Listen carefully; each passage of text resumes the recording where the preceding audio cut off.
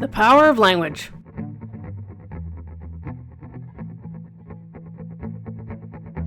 Although they say a picture is worth 1,000 words, communication is still primarily reliant on words.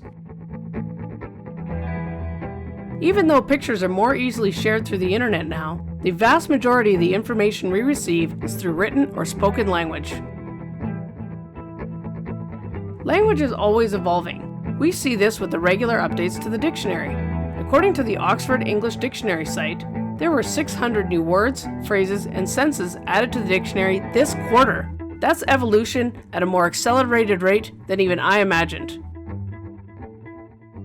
The primary focus of writing is selecting the right words to convey the message. Through the media and marketing, we can see how words are used to convey or twist information. Now that we consume media instantaneously and almost around the clock, their messages are more pervasive than ever. Without even considering fake news, which has no basis, how do the media use words to meet their agenda of attracting the most amount of traffic as possible? One trick is to use words which shock and entice.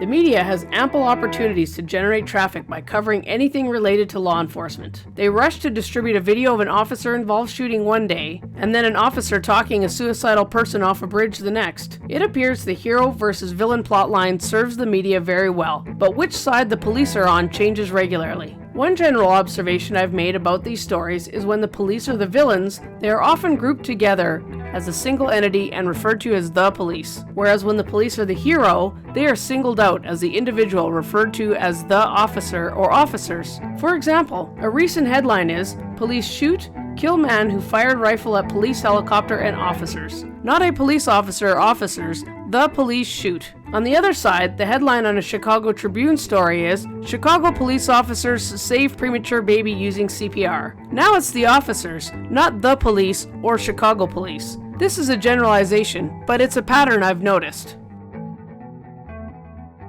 My other observation about police in the media is the persistent use of the term police force. In Canada, almost every major agency across the country changed their name to police service over 20 years ago. Yet there are still articles that refer to the agency as City Police Service and then proceed to refer to them as the police force for the rest of the article. It's very rare for an article to refer to them as the police service, even though it's right in their name. In a recent article on Reuters Canada about security for the upcoming Canada Day celebrations in Ottawa, the author states that the Ottawa Police Force has ordered every officer not scheduled for annual leave to be on duty. Their name is the Ottawa Police Service, so why refer to them as the police force? Does it matter? What do you think? Do you think they continue to use the word force because of the images it creates, and it's a subtle way of portraying the police as brutalizers? Or is it just a historical term that has not evolved yet? How intentional do you think it is?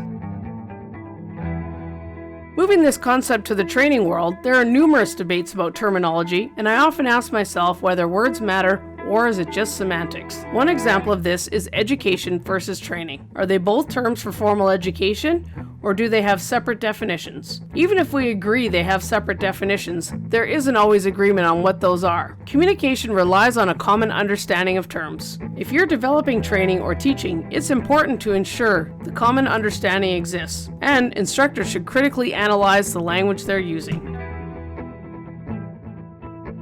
Words are powerful, and the media wields them like a sword. Question the words they use because they're driving an agenda that is not always obvious. And make sure that you're putting as much effort into choosing your words as the media does.